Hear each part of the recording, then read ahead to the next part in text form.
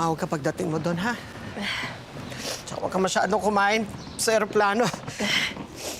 Medyo mahirap mag-number 2. Tsaka, uy, yung passport mo nga pala, baka naiwan mo. Dala mo ba? Ang hirap nung magpaalam tayo, tapos nagdadrama tayo, tapos babalik ka lang pala. Opo, Tay. Naayos ko na po lahat. Tay, salamat, ha? Para saan? Kasi sa linggong to, nagkaroon ulit ako ng chance na magkatatay. Medyo late nga lang ako. Pero at least dumating.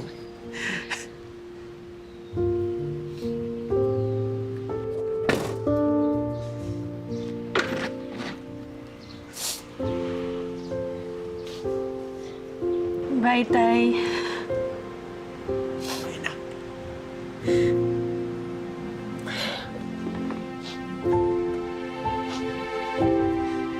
Napupuwing na naman ako. Sige, malis ka na. Baka malate ka pa sa flight mo eh. Kikita pa tayo, ha? Pangako yan. Sige, sige.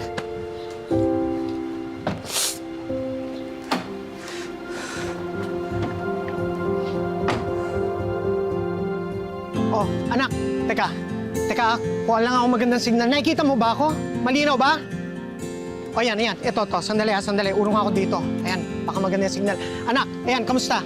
Kamusta? Naririnig mo na ba ako? Malinaw na? Wow, ang gwapo mo, ah. Alam mo naman, siyempre, pag maganda ang anak, pogi ang tatay. Tay, may good news nga pala ako. Ano yun, nak? Nakakuha ko ng racket sa pub malapit sa amin. So doon ako kakanta every weekend. Talaga? Tay, hindi ko magagawa to kung di dahil sa'yo. Sana mapapanood niyo po ako live. Oo naman, anak. Bibisitahin din kita dyan. Talaga? Tay, antayin kita ha. Dadating ako, anak. I love you, ha? Miss na kita.